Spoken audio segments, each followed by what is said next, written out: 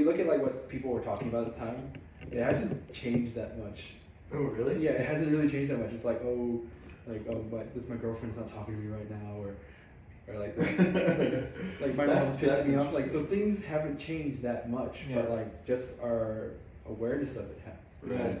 I mean, on the one hand, right now we're so more interconnected than we ever were. Mm-hmm. Like, we can access the sum of human knowledge instantaneously. Yeah. But we're more depending on technology compared to when we're more, not as progressive in the technology. We would depend on more survival techniques that helped us, navigate and learn on our own. But now we became so dependent.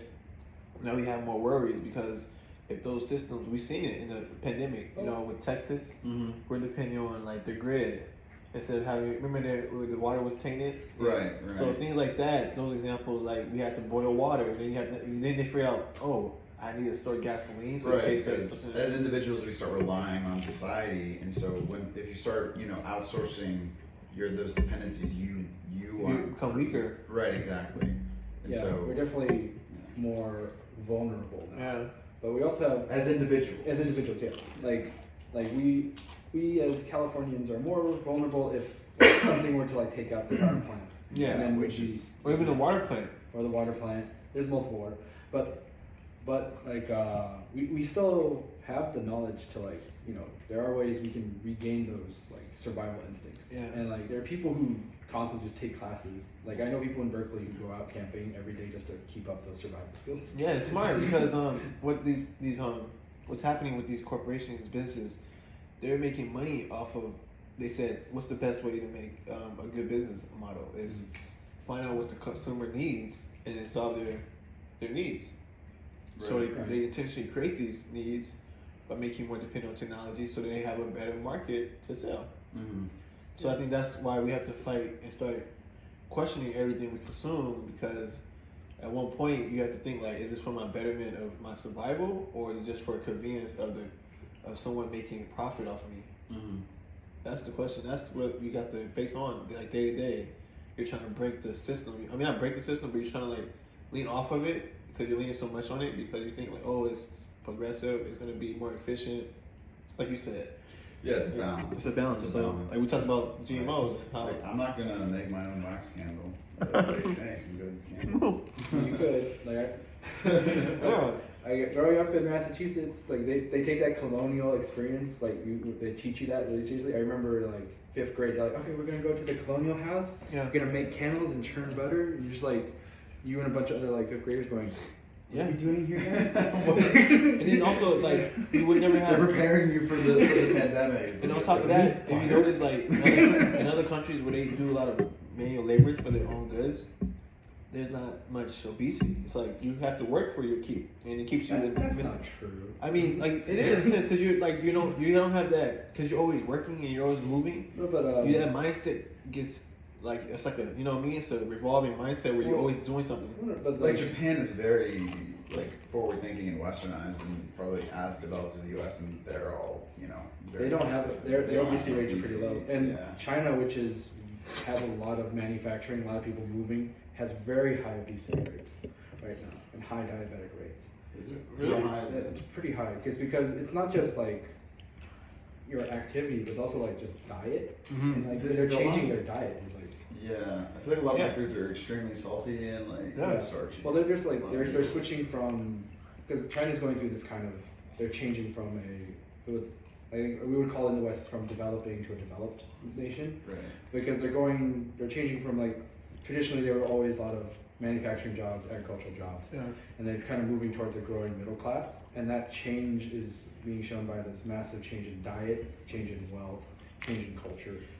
Isn't that happening like incredibly fast compared to other it is a lot countries that have gone through it? Yeah, I mean like there's an entire generation flip where like their grandparents were poor peasant farmers. Yeah. Their grandkids are super obese fat babies who eat candy bars all day and play video games. And that's all from like the consume. They make you consume more. It's almost as if like it's like a culture shock within.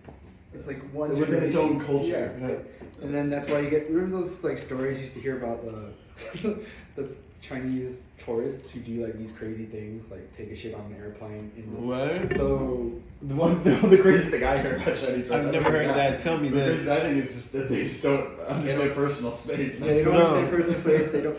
So like I have to deal with Chinese tourists more than you guys because I got. Tell me about this shit. Okay, so there's this one thing. So there's this kid, like he's like 2 years old, and like they're on an airplane, they're in the air, and like the kid has to go to the bathroom. So the parents, I think either the parents or the grandparents, they take out newspaper, they lie it out on the seat in the airplane, and they tell them to go to the bathroom on there, and then they're they're gonna clean it up and then hand it to the person, right? It's because the mentality is like when they were growing up, they didn't have running water, they didn't have any shit. So this is what they were used to. Right, they're used to Just a it. norm. Just And norm. then, so like just the cultural norms, there's this massive shift. Wow. There's even like there's these people, there's these groups of like people who grew up poor peasants, no running water, no electricity, and then like suddenly they became overnight millionaires because of property value. Yeah. So they had like commodities. Well, because they had land, right? Yeah. And then the government was like, we're going to buy your land and we're going to compensate you. Right. They're not going to compensate you, as well as like maybe the U.S. might because communism's like whatever. But they did compensate them, and overnight these poor peasant farmers became millionaires. Wow. And like so now that they're millionaires, they can like their kids get sent to U.S. they go to like California and they go to like community college here. Yeah. And then they give them like here's like $10,000 a month. Yeah. Figure your shit out. Yeah. Get smart, come back, bring back more money. Yeah. That's how they do big business. Like they want you to. Well, they don't have like there is a culture shock in a way, like because like they're like when like compared to like other Chinese people who did have money, right? Yeah. So like there is a growing number of people in China who are incredibly embarrassed about all these people doing these crazy shit. It's like, yo, we know what personal space is. Why don't you? Yeah. Real. Or like I remember like flying and like we were on an airplane, and as soon as like the fence, like as soon as the airplane like takes off, they take off seatbelts and start running around because they're just too anxious. They can't sit. They're like, anxious. Why am I in this box flying in the sky? Because they're not used to flying. And then and other Chinese people just like, just sit down, safety, we're going. Well, like when I was, it's funny how these rules have changed. Like when I was a kid, I was very sensitive with my ears popping. And like, I would be screaming. I would have headaches every time I land. Yeah, I would be screaming bloody murder. Yeah, me too. The first time I was on a plane, I'm with you. Yeah, and my dad would have to walk me up and down the aisle. Or give you water. And give me water. Tylenol. But like nowadays, I don't think they would even take me on a plane. I don't even know how they would handle me because like. But that's like when you're in the air though, right? Yeah. So that's why they're taking off. Oh, really? So even when they're taking off, they're doing it because they don't know. They don't know that they need to sit and wait. Okay. And then it's okay. Yeah, because they don't know. Because like a flight is new. Yeah. Being able to go to a place so far away is new, and like that culture shock alone is just nuts. Wow. And that's why like the first month Shanghai Disneyland opened, they got trashed. Really? Yeah, because they didn't like some of them didn't understand the concept of a trash can. Yeah. Because you just find a place to throw it, or you take it with you and throw it away when you know you can throw it away. Right.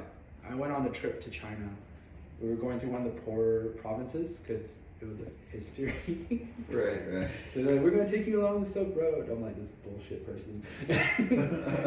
And so they took us on this trip, and all the freeways are new because they're building fast. Yeah. They're building these new giant freeways, and so like you see like towns getting demolished just to build these new things, and then there's nothing else in the area, so it's just a freeway and a ruined town. Yeah. But like they're like, oh, we're gonna look at this mountain, and then here's a public restroom. You guys use restroom. Yeah. And like I walk into this restroom. It's not a restroom. It's not. It's a brick building. It's a brick It's building. a brick building with a hole in the ground. Over a cliff. Over a cliff. Right? So like, I'm like, there's a cliff there, and I'm like, nope. Nope. I'm not taking this shit over a cliff. Right? And if you like, everyone was like, Would you can go inside. they expect you to sit down on the There's cliff? no seats. There's no chairs. So would you gotta do like a bench squat? So it's squatting. Yeah, you squat. If you're gonna take a dump, you squat. Yeah. If you're a woman, it's you have to squat. Well, yeah. Well, in Asia, it's squatting toilets anyway. So have you seen Asian toilets? Yeah. I was listening to a TED Talk, and like the guy was talking about how sitting is just terrible for the human form. Yeah, actually, you're supposed to be like you're supposed to be squatting in a sense when you go to the bathroom. Yeah. Like it's supposed to be like something with your bowels how it lines. Well, yeah. I also one thing. It's so funny. We have to since we've created toilets. We have other things to like support how our body should be. Like like my sister and I, we use this like. Oh, the little lift. So because we build toilets, we have to build other things just to like accommodate. Yeah, for that. Yeah. It's crazy. It shouldn't be like that. But if you guys travel in Asia a lot? I've never traveled. I've been to China. So you've probably seen these things, right? Yeah. So that's exactly right. So this is a luxury. So this is luxury. This is luxury, right? Wait, what are you showing? So this is a squatting toilet. That's a squat. It looks like the toilet is coming from the ground. It is the ground. So like you gotta like really. You squat. Yeah, you have to squat Like, over. You have to aim. You have to aim. Well, you have to squat. You do the Asian Yeah. squat. I can't do it because I'm American. But your feet are flat on the ground. No, I've seen it. It's like you're kind of like Well, no, but your feet are forward. Yeah, no, but it's like you know what I mean. You're just like So it's kind of like. you're kind of like squatting, but like Yeah. in a stance where you're sitting down in a sense on your But knees. like they can do it for hours. Yeah. Because this is how they're. It's actually really, like once you can get it, it's actually really comfortable because like your butt's all the way down. Well, it's how you were supposed to. But Yeah. kids are not naturally do it. They're also way more flexible. Yeah, I think we stopped. We've been like you said conditioned, so we stopped getting that Well, flexibility. sometimes during meetings, You're used to it. I just do that. What? Since I'm at my standing desk, I literally just do No way. the squat You do a squat, for a little bit. Yeah. but then after a while, your knees start to. Yeah. No. Yeah. But you build up the endurance. And the No. flexibility. Yeah. Yeah. It's. I think. That's honestly the biggest thing I love about being remote is just being able to stretch during meetings. Yeah. Whenever I want during meetings, while also at the same time paying attention, but also. Also, the dress code is way more relaxed. Yeah, you don't have to worry about doing laundry as much. Yeah. Look, he's smiling like, yeah, I already know. I ain't worried about no laundry. Better be happy to hear my voice. But yeah, that's just a crazy new thing about like when that's how like technology is changing China. Like So I'm asking a question for the podcast. For like the new generation, right? Is it like a great like disappointment to see, like as an older generation like to see that happening? Like you can't even because technology moves so fast with TikTok and Right. Instagram. Is it like how's that? Like I feel like this is kind of going off that. Like people in America, I feel like the older generation is like, oh, kids nowadays, they're doing all these weird things. I don't get it. Is it the kind of the same thing in China, or is China more supportive of their? So it's complicated, right? Because China has a much different. Well, because technology is like I think like we got technology like at a slower pace. Mm-hmm. So like in America, we got Walkmans, then we got CD players, we got the iPod, right? Right, exactly. That order, right? But there's a point. Don't get the boombox. Yeah, like there's a point. We got the boombox, and then we got the Walkman. Yeah. But like in China, there's people who've never seen a boombox until like on an iPhone. So they don't think about like how much of a culture shock is that. Right. Like iPhones appear like people who didn't have electricity maybe like a generation ago now all have phones. And now like they would have to wait to like talk to their friend in the town over. You can now just call them instantly. Right. Like, we had that slow burn to like get used to that, right? Like we got telephones, then we got mail, and telephones, and email, instant message. So we slowly got into how technology is now. Yeah. Whereas like a lot of people in the developing world are just now from now it took like days to talk to someone. Yeah. You can now just talk to them instantly. Yeah. Right? They didn't have to like because you couldn't set up telephone wires before. Now you don't need telephone wires; they're just cell towers. Right. So literally, you're going from almost subsistence farming to like mass tech boom. That's crazy. Like if you think of if you've been to what's that place? I mean, it does create. Shenzhen.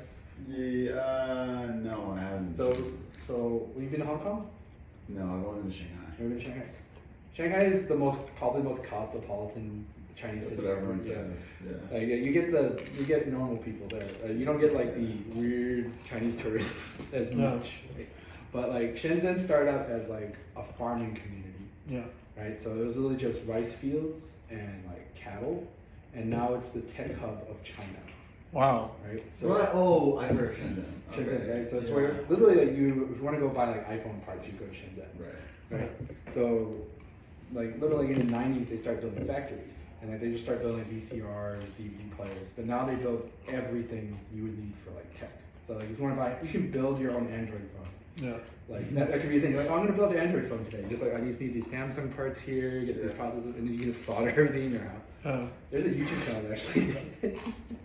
But Shenzhen started as a farming community, and now it's full of, it used to be flat, open spaces, and now it's, I want to say that was less than 20, 30 years ago. So now it's massive skyscrapers. Going back to the original question, the older generation will be kind of happy because there's more wealth involved, right? There is more wealth. So the older generation is happy because there's like you don't have to do farming. It's miracles, right? You're doing less work with your hands. You're doing more with your mind. You don't have to worry about starving. You don't have to worry about the uncertainty of farming is no longer a problem for their generation. Yeah. Right? But like there are new things. Like there's people addicted to phone games. Right? Yeah. They had to like. Did they make laws against like make applications that block a certain amount of time you can use? The funny thing about China, they're pretty good at adopting technology, but almost in an Orwellian fashion. So like. Go deep into that. What do you mean by that? So imagine like when you have your account for the Google App Store, right? Yeah. But let's say like your purchases and your search results, all the information, all that analytics, something gets funneled to the government, and it's also part of your credit score. Yeah, I mean, Alipay is unbelievable. It's literally everyone except Alipay. It's like one system, one network. Oh. So there's two big companies. Wait, it's really efficient. It's super efficient. It's great. It's scary though. Because how efficient it is and how much they know. There's two companies. There's Alibaba, which might be on the way out. They're already right because there's some issue with the government. Yeah, they don't support. Well, they messed with like the CEO. Yeah, they messed with him hard. Yeah, that was I don't know. China's kind of. They went hard on him. They bullied him, but yeah. They bully everyone. Yeah, so back to like what we were saying about Alipay. There's Alipay, and then there's WeChat Pay, which is owned by Tencent. Okay. And those two companies basically control, I would say, 99% of tech in China. Wow. All right. Those two companies control 99% tech. They control 99%. Yeah. Basically. Meaning the government controls the tech because the government. Yeah. I mean, the government controls both of them, but like the execs in those two companies basically control everything, and the government's just like, cool. So I feel like just to jump off what you just said, I feel like we mimic that, like as our society in the United States. I feel like that's the same thing we have. No, I feel like it is, but like we just don't Amazon know. I think it's like a shadow. I think it's like a shadow thing. Like you would never see it on paper, but there's like a shadow kind of understanding between the two parties that they're like, you run the company, but we essentially have the last say. I think to a certain extent that's true, but I think the way I think about China and America has just way more chaos injected into it because we rely more on markets. Yes. Yeah. Where China relies more on the government. Influence. And so I would say maybe like there's certain things that maybe the government has like a pulse on in the United States, but way less because there's just so much more freedom. Yeah, so it's hard to. Well, what we define as freedom because it might be not as much as what we think is clear definition of freedom. Right. I don't think America, even though it is pretty free, I don't think it encompasses the whole idea of freedom. Yeah, you're right. You're right with me. You're right with me. All right. I would say like on that, if we're gonna compare, like a company, like if we're gonna take like Amazon wishes it could do what Alibaba or Tencent could do. Yeah. They wish. They're kind of like, close. They wish they could do 50% of what Tencent could do. They wish. Yeah. Because Amazon's a huge company. Amazon can do a lot of stuff. It's the biggest one. Right? It has billions of dollars, but they wish that they had the amount of control that Tencent or Alibaba has on their company. Yeah. Right? Because if you imagine like Tencent, also we should also talk about like how scary Tencent is in infiltrating America. No, let's go with that.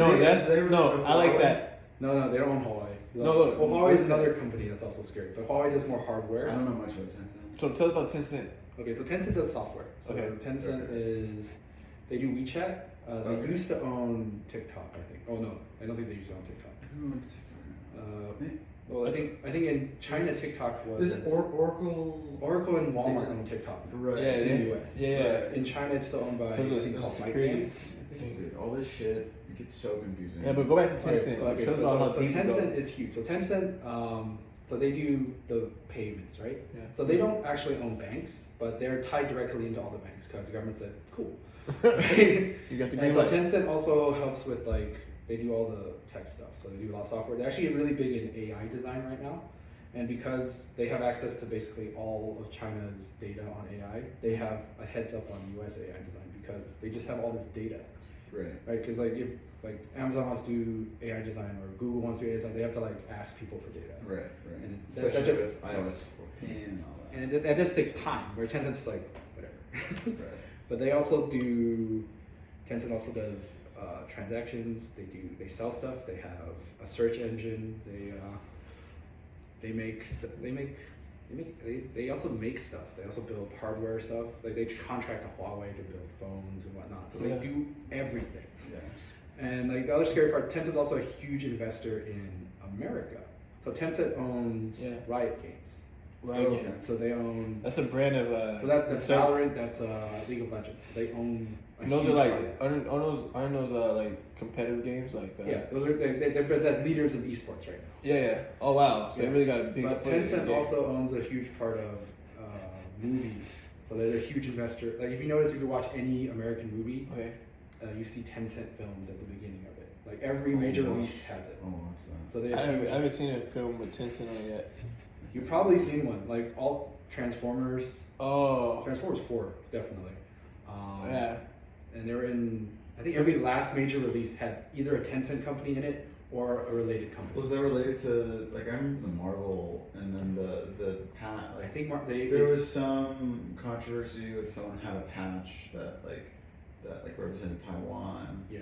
I So think what? They just invest in They different. They invest in. So they have like different. So they can have like different They're- influence over the market. Yeah, they have a scary influence over the American market right now. Like they invest Because Just look at basketball. Because basketball's gone down because of the pandemic. Or But at the same WWE. time, it's just because WWE, when they went to China, like I think either Tencent or Alibaba was one of the. they sponsored it. Yeah, so, like they had a huge. WWE went to Shanghai and they had a huge. There's an entire part where John Cena had like his. Oh yeah, also that recent controversy. so there's no regulations for another party to come from another country and just. Well, that's what America is just like where the money's coming from. We're running with it. We're cool There's with it. regulations, but like it's like America's a little bit slower, and like because China can just do whatever it wants, right? Yeah. And like if a company gets out of line, China be like, you know, get in line or we're going to do something, like they did with the Alibaba guy. And they're doing that right now with the Apple Store. Like they're like, you know, we don't want to see. We want to. I think technically Apple is banned in China. But yeah. Because like a lot of times Apple doesn't want to play by China's rules. Yeah. So they just like, okay, but like they still build like all the processes. Yeah, that's what I'm saying. Like, how can you like if you're just like you're not on board with their you know you're not on board with the practices, but you're still doing business with them. Well, China's like one of the few countries that actually does electronic manufacturing. Yeah. Like And probably the cheapest, right? Well, probably not the cheapest anymore, but Yeah. I don't know what other countries. Was do. it efficient or what? More efficient? I just don't know what other countries manufacture as many parts. Other than I mean, the you US. can create it. You can if you have like money. But you have to like build those factories, have the staff trained. It wouldn't cost you a lot. It won't cost you a lot, right? It just Not the just supply line would not be just the most. money, but time, right? Yeah. That takes like 20, 30 years of investment to build up that. Yeah, China already has it built and ready to Yeah. go. Look, I mean, like we rely on them for drugs like vitamin D and stuff. And like other that. things than that. Funny thing about those, like they have the factories to build the supplements. Yeah. But like they get most of the raw materials from the US. Really? Yeah, so a lot of raw materials for like supplements are agricultural based, and Yeah. U.S. is actually a huge agricultural export. Mhm. Like we lead in soybeans, we lead in corn. Hey, you know I know what? California's a huge. So that's why they said this is like during the pandemic. They said like the seeds were being sent to people's houses. Oh, that What was that about? I was wondering. I do remember you think reading that about was that. That might have just been. a mistake? No, that might be okay. So there's some scammers out there. You know, hey, have you? Oh, like the reviews for updated your like warranty. Yeah. But like the thing is, like, you want to send stuff, right? Like so to build those companies, you need an address, and sometimes you just need to send something in the mail. Yeah. And so just by setting all those things up, that could be the basis for those shell companies. But I don't know. That's just one of the rumors I heard about it. No, I was always curious about that. I was like, were they trying to give us hints to grow more agriculture, or they're just like trolling us? You know what I mean? Like, no, I think they just need to send something in the mail so that they could like just have an address and to have a shell company. Wow. But I guess China's kind of like almost like a Wild West in this way. Like there's the government and there's the actors. But even that's why I like to hear that. What he just said was really deep. He said there's the government and there's the actors, and that's what I was trying to say. Like, there's no reason why you come to the United States and we have all this property. Like, you can't see it, but it's all around you. And it's like, and you see billionaires like on the news all the time. You're just like, how can all the wealth and can just be, I call it hoarded in one place? Like, you know what I mean? Unless like I said, the the technology has allowed people to gain exponential wealth. Yeah. It's just because technology just scales so well. There's nothing, especially software. And there's also a difference between like money and wealth, right? Because like I would say everyone in general has gained wealth. Yeah. Overall, because that's true. Like, but like money wise, that's been concentrated, right? The physical cash and the ability to buy more things has been concentrated. But like my parents now can afford to do more things than they could back then. Yeah. Definitely more than my grandparents. Yeah. Definitely before like older generations. Yeah. So I would say wealth has risen a little bit, but for sure. Cash, like that 1% of like actual cash that you can spend. Yeah. And then the idea of wealth is also kind of skewed, right? Because like before you would think, just the ability to eat would be wealthy. Right. Yeah. Now it's not. The ability isn't wealthy anymore. We talked about this before. Yeah. Like that the whole perception wealth isn't the same anymore. Yeah, and that's what's tough because you're like, you're trying to. Or even like education. Understand it. The ability to read used to be a marker for wealth, right? Like not even like 100 years ago. Like less than 100 years, the ability to read used to be solely for the wealthy.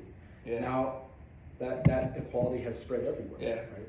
Like when you read history books, like if you go far back enough, the only records are rich people's records, right? Because only rich people could afford to write. Or you mean have the book in their possession. So when you read history, do you kind of view it as hard fact, or do you kind of view it as someone's like opinion on that? So it really depends on what record we're looking at. So if it's like a government record, I mean everything has a bias, right? So everyone's someone's like interpretation of what happened. Right. So we can never truly know what happened back then.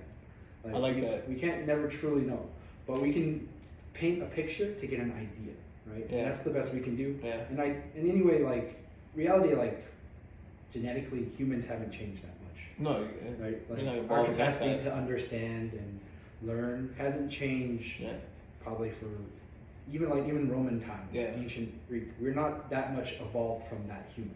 Mm-hmm. We might be, might have different ideas of what things are, but like evolutionary wise, we're still pretty much the same because the amount of time between here and Rome is astronomically tiny compared to from Roman times to like primate, like when like Australopithecus. That amount of time is like So we're still, if we're going to go by evolutionary scale, we're still probably the same human. Like things are still changing. Yeah, but I can disagree with one little part of that because in the Roman times there was a lot of different there was different like standards of way they did things. But that's just like a different culture. That's culture, right? That could be a culture. Yeah. I would say so. I mean, like in Roman times, He's talking about like the human physiology. Physiology. We're the same. That's what I'm saying. Like I'm saying, like as humans, we thought different, we moved different, and then I know you're saying like it's basically the same. We didn't evolve much, but I'm saying like because of the way the governments were set up, the society was set up. Well, people were like, in essence, they were different, like compared to the way they thought. Well, like Roman times actually weren't super different, like government wise, right? But like the only difference is like we've compared like to our current Republican government in the U.S. and like the Roman Republic is maybe like scale and like the ability to like ensure like technology. Right, so like they voted back then, right? They agreed that voting, and they agreed that voting was the right way to set up a government. Yeah. And that was ancient Rome. That's like way before George Washington, way before any of these kind of things. So voting was an acceptable way of deciding like how to do things. But then wasn't it? It was only for like the smaller governments, but for like No, Rome was a huge, like, it I remember- grew to a huge nation. Because I remember you was like most time you was just in, like, because you know your father was the emperor before, like the. You know what I Actually, mean? most Roman emperors aren't related to the previous Roman emperor. Or like they were married in sometimes, wasn't it? No, I don't know much about. So about for like history. the Roman system of government actually is predicated on violence. Yeah. But when it was running smoothly, Yeah. and like it's usually the emperor decides, okay, this guy's going to be my successor. Yeah. And then only, and even if when that happens, only when all the other constituent parts accept it, that legitimacy is accepted, as it moves smoothly. Right? And so this idea of governmental legitimacy, it's still, even today, we still use that to like, the voting system is the legitimate way to decide our government. Yeah. That's the idea. That's why we agreed to this. If we didn't agree that that was legitimate, it'd be chaos. But then before it was like the successor would often like he would have to be. He was also like he had a track record of what he accomplished. Like sometimes, like not they every would, time. Like they would go to war. Sometimes they go a couple years of war and then they come back and they was in the government. Like there's golden you know what I ages, mean? right, where there's no war, and then there's ages where there are war. Like now, like there's times of uncertainty and changes and chaos, and there's times of stability, growth. It's like when you get down to like the nitty gritty like parts of it, it hasn't changed. Like scale has changed, right? Like our ability to vote in huge numbers of people without causing craziness is way better now than it was back then. But like the idea of coming to a consensus, building a community, having local leaders, that was still a thing now and then. That hasn't changed. Like we may think we're better than Roman times, but we're not actually better than Roman times. No, we're still dealing with those problems. We just have a scale problem now, where it's like now, like if someone someone on the other side of this country like says something that I don't disagree with, we can have a confrontation. Whereas back then, they would have no idea that even happened. That wasn't a problem. Until like one of your people from your town went there and they found out and had to come back a year later talking about, hey, they don't like us. Like, you know, that's so different. You know what I mean? Like it was like that. Like they had because it was so far away. And then all your friends be like, "Why did you go there? Like, we don't care." Or it would be a war like this. They're like, "What is that? How?" And then they're like, "So how do you want to respond, you know, King?" And they're like, "This." Well, send a message back, and then another. They'll either send a bird or something, or they'll send like another soldier. He'll travel a long distance. So here is the story though. There's one time where like this is technically after Rome fell, but still like in that kind of period. So there's 3 Roman states at this point. This is the Dark Age. They call it like the crisis of the 3rd century. Yeah. So Rome kind of disintegrates into 3 separate empires. Yeah. Now the 3 empires don't like each other, don't agree with each other. Yeah. But they're like, we can't fight each other. It's like, because right now the Germans are pissing off at us. Yeah. The Persians are like constantly like trying to take over. Yeah. And like our colonies in Africa are being unruly, so we have to go. We'll deal with our shit later. Okay, so you be you, I'll be me, and we're gonna take care of this later. And that lasts for about 50 to 60 years of peace, essentially, between these 3 states. And it's not until like later on where like the other powers abate that they're able to like, okay, we're gonna deal with this problem now of legitimacy. And then like one guy's like, and none of the people who actually are in charge win out. Some other guy comes in and is like, I'm more popular than all of you. I'm gonna take over. Everybody.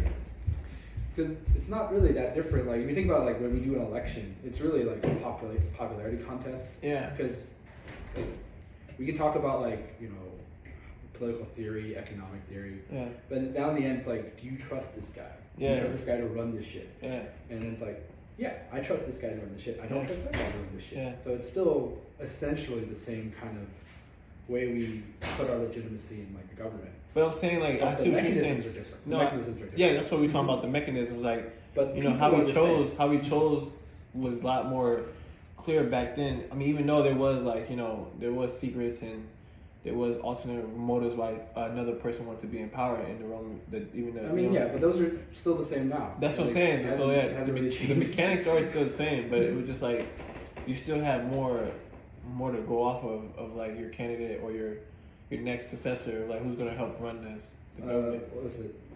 So you guys know when the fall of the Roman Republic is also a very popular story. So like this is when Julius Caesar takes over. Yeah. So before Julius Caesar comes to power, like he's just like a military governor, a guy really good at killing people. Yeah. And so he's off conquering Gaul. But like in Rome, like the reason why everything goes crazy is because a bunch of people in Rome's like, hey, it sucks to be my social class right now. Yeah. Because you guys are taking all the money. Yeah. So let's try to work out an agreement where it's a little bit more fair. And the people who are like, nah, we like it how it is. And so there's a class conflict at the same time. And then there's a group that's starting to rally, like, we want land reform. We want land reform. We want just like more today. land Today. It's still the same. Yeah, right? same It's still thing. people. Yeah. And this person, like, rallies up the people. And it's like, okay, well, you have to do it through the courts. You have to do it through the system, right? And it's like, no, I want it now. Yeah. And that I like that. What was their like form of government? So I think back then, so this is probably after Rome takes over. Basically, they control the entire Italian peninsula and parts of Spain at this point. So they're probably a fairly large country. They're larger than like half of the European countries right now. And right now it's led by a senate. So there's the senate, which is it's like a nobility class because when you're born into the senate in early Roman times, right, you're not elected. You're born, so you own land and you have money. That's how you're a senator. Yeah. However, there are people who own land underneath them, and they still have political recourse. So they're elected to specific offices called tribunes, but they're a different social class because they don't own as much land. But they're often, former soldiers, merchant workers, people who provide crafts and stuff. Because they are important parts of society. They're not like slaves or they're not like basic farmers who only provide food. Yeah. There's other levels, and then there's also the intellectuals like lawyers, Yeah.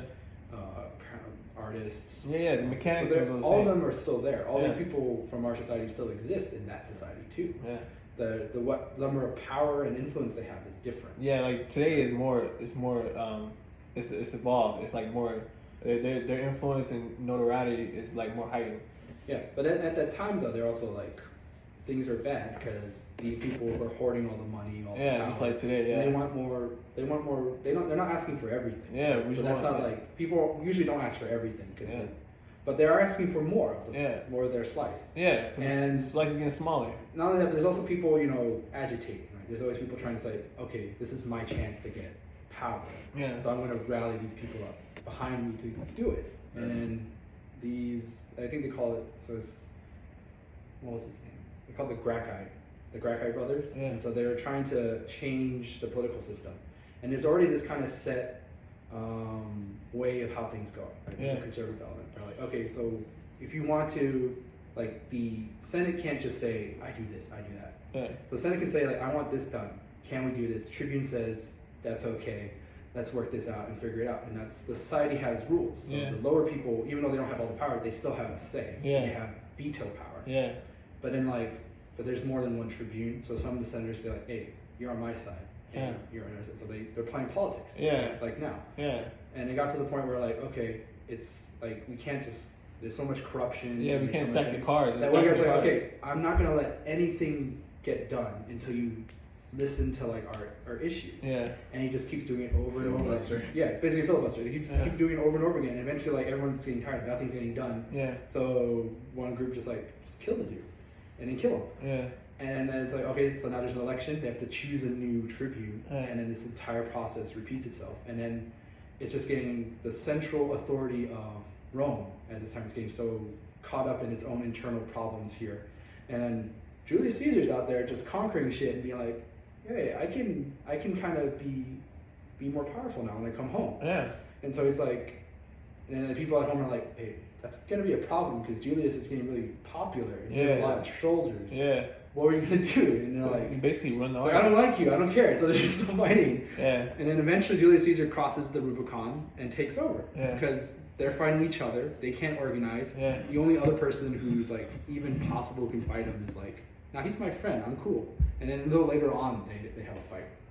But like that's how Julius Caesar essentially takes over Rome because no one's there to stop him because they're constantly fighting each other over all these other things that are going on. So do you think that the United States, because what you just said, I'm It's jumping a off of that. clear possibility that could happen to the United States. That's what I'm saying. Whether or not it will, I don't know. Because they said time repeats itself, and like we are acting like. We're So kind imagine of that. like in that liminal state, right? Where Yeah. it's like we don't know what's going to happen because of how politics have created itself. Like we have the June 6th bullshit that happened. You just not January 6th, that craziness. Yeah. I remember watching it on this TV, going, "What the hell's going on?" Yeah. I remember never thinking in my entire life that I would see that happen. Yeah. On TV, ever. Yeah, I was a kid too, and I was looking at it. I was like, "What's up with this? Like, what's you know what I mean? You didn't, you know?" Yeah, I was watching it live, and I was wasn't looking at the person on the TV. I was looking in the background, seeing what was happening, and I saw furniture getting thrown through the windows, and a strobing light that's like to disorient the protesters. I was like, "There's some actual fighting going on in that doorway." Because I saw sticks, shields, helmets being thrown through. Did you remember on January 6th, this last year? Yeah. It was nuts. The protests. The protest. Where was the protest at? In D.C. In DC? Oh, At the the Capitol. Capitol. That was crazy. I never thought. Yeah, I never thought. I thought they was always we were defending more than that, you know. And do you know what's crazy? That is not the first time that almost happened. Well, that's not the first time someone tried to do that. Yeah. The first time someone tried to do that was when Lincoln got elected. Yeah. They were going to go storm the Capitol building, steal the votes, and say it didn't happen. Yeah. Right? And the only reason why it didn't happen that time is because they told this one dude who was a general, a retired general, who they thought was on his side because he hated Lincoln. And the general was like, "They're going to fucking do this bullshit?" And he sent soldiers to stop them. Yeah. That was the only reason that didn't happen. And so, like, I didn't know that happened either until I was like, did this ever happen before? That's crazy. It's nuts. Is that gonna happen now to us in this country?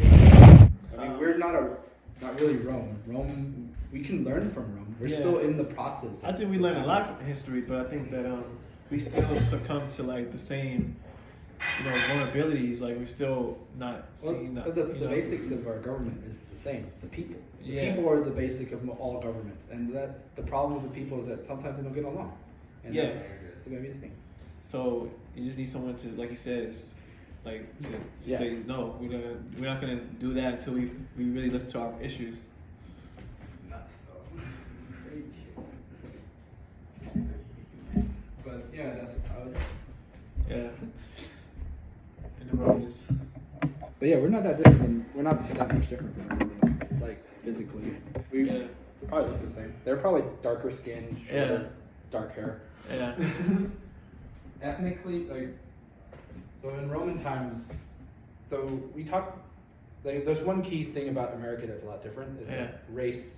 That race issue is very different. Yeah. And race is a very complicated issue. Because, so many. It's like different. Well, not only is it's complicated because it's not based on like any traditional kind of thing. It's just based on what you look like. Yeah. Which is hard because like back then, what you look like mattered, yes, but like you can there was mechanisms to rise above, rise below. Yeah. Class issues were always still there. Yeah. But because race and class, both race and class are issues, right? Yeah. In America. Yeah. But race kind of like covers up class sometimes.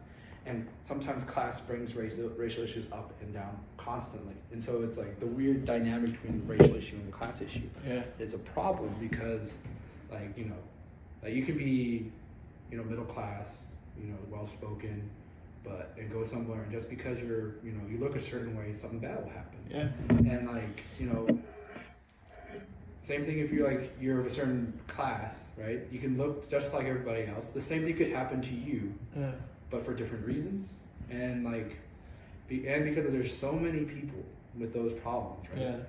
It's almost insurmountable sometimes to think about. Yeah. It's like, how do you rectify this idea of freedom, right? And these issues. And that's what I was always I'm always thinking about is these issues are very common and there's always different. You can always come up with different solutions, but only one's gonna really help out a vast majority of people. And even if you don't want to create a situation where you're just trying to help yourself. You want to create a situation where you can help a wide vast of people. That's a good ideal, right? And I'm not saying that's an ideal solution, right? But ideal solutions are just that, they're ideal. Yeah, they're just ideas. You can't really you need to be the problem with these problems there's no one solution that will answer all the problems. Yeah, there's never. It's a dream. That's a dream to have that. And like Power. we've gone so far to improve things for as many people as we can. Yeah. But like, it's not gonna. It's really hard to like try to give that to everyone. Yeah, you're always gonna have that bottom line that's just not gonna And then like, succeed. and then like in these past civilizations, like in Rome and like ancient empires, Yeah. like I would say it's like a little bit more realistic things. Like they always accept that there's going to be a group of people that are going to be oppressed at the bottom. Yeah. Right? That's just how it is. And I think that's what society is showing us today. Like, especially how we walk around and we see homeless people, and like it's like we kind of subconsciously kind of accepted it in a way, because like I hardly see any people walk up to a homeless person and be like, hey, how you doing? I probably see one person like at a McDonald's or something, and a guy, he will stop and be like, hey, how you doing? You okay? You know what I mean? But I haven't really seen a majority. I mean, there's always like, you know, places where people go for like shelters, and there's churches that give out free meals. I know some churches in San Jose and areas like that you know, you can come there and they'll give you they'll do like a Bible study for you, give you a snack, you know, give you a place to hang out instead of being on the street. But in the vast, you know, And perspective of it, you don't see a. Yeah, I mean, there's not. There could be more charity in the world. That's Yeah.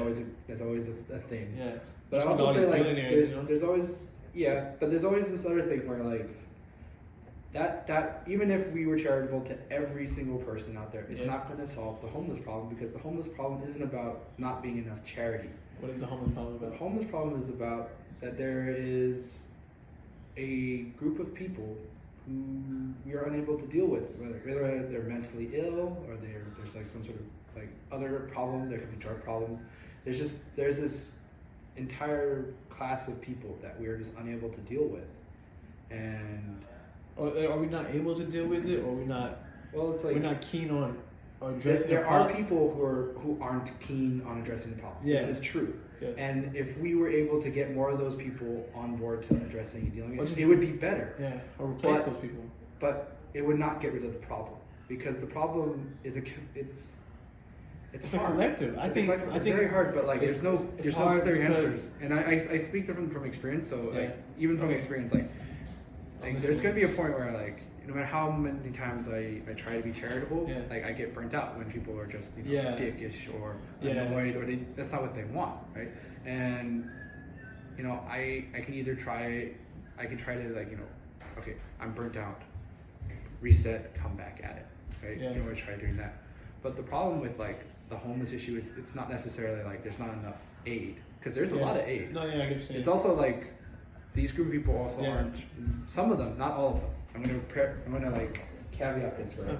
So it's not all of the homeless that have this issue. Some of them will definitely go out and get the aid if you offer it to them. Yeah. But there are those amongst them who don't want help, who won't go for help. And what are you gonna do with those people? Well, I think, like you said, you get burnt out from, you know, just like dealing with other people's problems, and it makes sense. But it's just like there's a lot more that can be done, because I see how a lot of focus is done on making profit, but you should be more.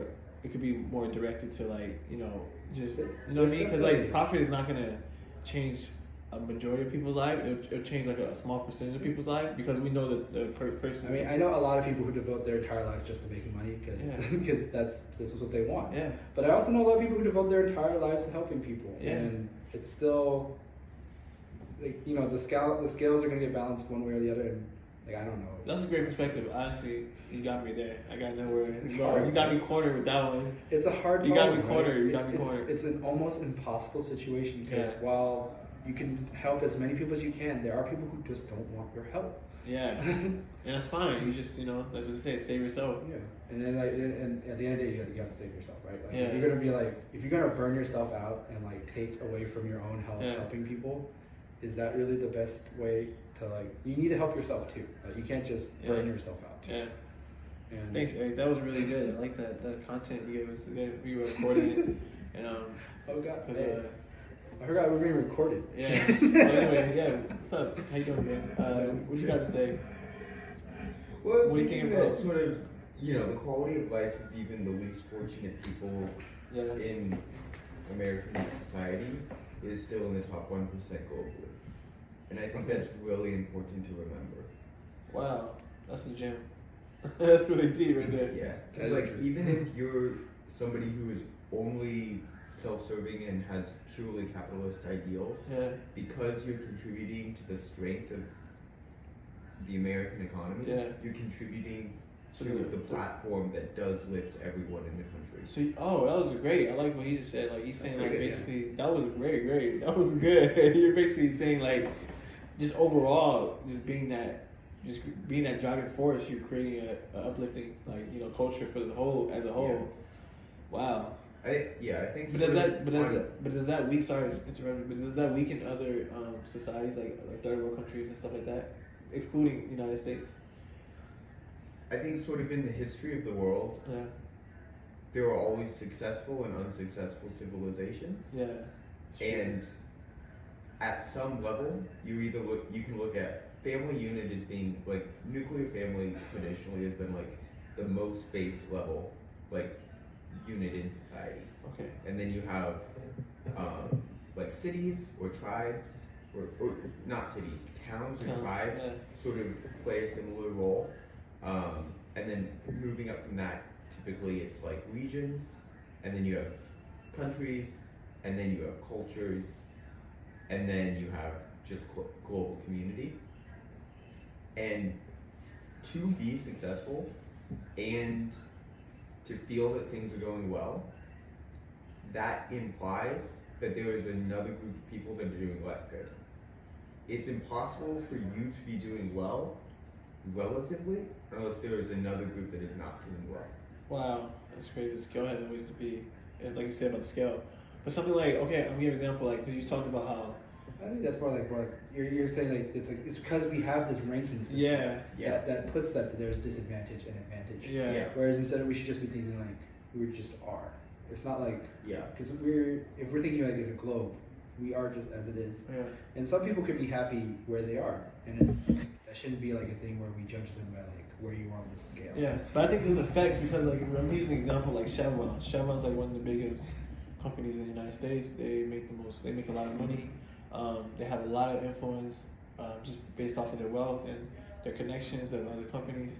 And they do a lot of harm as far as like the agriculture and as other like you said towns and tribes. They get hit hard because someone like Chevron comes and they come to your town when they know they have a lot of influence and power and corruption. They can basically change your way of life in with like an instance. Like now you were just doing fine before. Now your agriculture is dying, your livestock is dying, your people are dying more because of this, this driving force that's helping our society become stronger, like you talked about, because that GDP is getting stronger because the Chevron's doing really well, but they also have effects because they're having they're causing this harm to other. You know what I mean? So that's where it's kind of hard because like you think it would be natural like that ranking like that. Okay, you're doing good, so they're gonna do a little bit worse. But now it's like you're doing really good. That means they're gonna do really bad. Like you know what I mean? See, I don't know if that's always true. Yeah. Because there are always certain countries that are really cutting edge of technological development. Yeah. And those countries do transform the lives of all other countries, even if it's disproportionate to the country of origin, right? Okay. So whichever country first comes up with a new technology typically will dominate in terms of industry. Yeah. Because that's usually the most important factor. Okay. But there are lots of countries, for instance, that are benefiting because of our ability to do like genetically modified grain and creating crops that are drought resistant or pest resistant, which has led to entire countries being able to survive ecological disasters because we're able to give them literally a different food source. Where previously to this technological divide, those civilizations would have just ceased to exist. There, in the history of like the last 4,000 years, there were lots of like thriving civilizations that totally fell apart, and their culture and their way of life disintegrated because of some climate change event. What do you think about that, Eric? I mean, it's very true. Yeah. It's like, we think of climate change as a new thing, No, and it's our, not. our current version of climate change is probably new. Like, Yeah, it's faster. It's a lot faster. Yeah. But like, there's been climate change. Like, there was volcanoes exploded, things Yeah. happened, right? Yep. And like, that's just the world, right? Yeah. Those are natural disasters that can affect you just as much as the stock market can go up and down, right? Yeah. Those things have, yeah, right. So that's just the world, right? How should we treat that any differently than how we treat the stock market? I mean, yes, the stock market is more of a man-made creation of a natural phenomenon, but it creates the same kind of like drives and factors that, like, you know, if there's a drought in, like, I want to say in Roman times, there was a drought in like the farming community. That's going to affect that farming community. That town might disappear, right? Those people might disappear, right? Same thing is like if a country here, like they invest in like a specific industry, and that industry fails, they might have to restructure it to something else. The people right now probably will survive and go somewhere else. Like, we definitely have more technology now to make things where people survive better, right? Like, if we were to think of back then, the town would wipe out. Yeah. Like, food's gone, they're gone. Yeah. The societal safety net that's in place today, even from a global perspective, is so much more secure. But do you than think it was. it's alarming that so many people are wanting to, like, you know, flock to the United States when, you know what I mean? Like, they have a beautiful, like, when they started, these places they were beautiful, like, you know, they like, you know, trees, agriculture, but then Let's kind of think of it though as like it was always that way, right? Yeah. So that's assuming that we didn't change it to begin with, right? Yeah. Like, it's not like when they first settled that they didn't change their environment as well. Yeah. And like, if we want to look historically at that, people get wiped out all the time, and that was just how it is. We couldn't. They just had to accept it. Yeah. And right now, because we live in such a safety net where like that doesn't have to happen anymore, where we don't have to worry about like ending our survival just because, like, you know, like it didn't rain today, or like the rocks didn't fall from the sky. Oh yeah, you make a great point. Yeah, our communities are a lot more resilient than they've ever So been before. Yeah, and like I can see that growth. the resiliency creates its own problems too, because now there's a population boom. Yeah. Now we're worried about scarcity. Yeah. Even if scarcity doesn't necessarily exist, we still worry about it. Like droughts, worry about water droughts. What you're talking about, like food scarcity and Well, land scarcity Land and scarcity or Yeah. job scarcity, Yeah. all kinds of, you know, because like we have more people now, Yeah. right? The number of people in the world is vastly greater than it once was, Yeah. and that alone creates these problems too. Yeah. Like, it's not like we can't point to one singular factor saying this is the origin of all evil in the world and we have to get rid of it, right? That's not.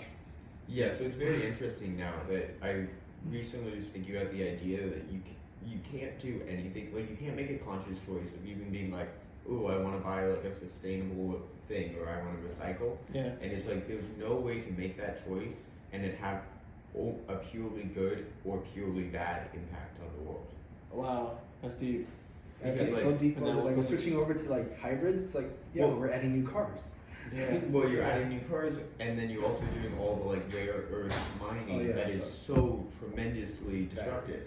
So Yeah. it's like, oh wow, you did a great thing of like decreasing your carbon emissions, but you also like destroyed like acres of land, That's true. or possibly quite a bit more, and probably Wow. polluted a couple rivers. Wow. The ocean. And like, is that better or worse? Yeah. than How do you weigh out those scenarios? How do you justify that? Yeah.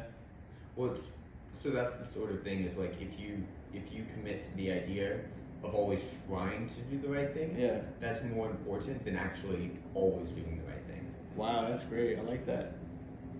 I mean, also I don't like the idea of like an absolute kind of thing, because What doesn't exist? Yeah, you yeah, don't think. because like, I learned that too. I'm always gonna do the right thing. Like, no, you're not. Yeah. Even me, like I try to do the right thing. I'm like, I'm not doing it right now. Nope. Yeah. Like, Yeah. there's no absolute thinking. There's no absolute answer for anything. You just have to whatever you get, you have to take, and you have to work with that. It also takes away from like humans sometimes do irrational things.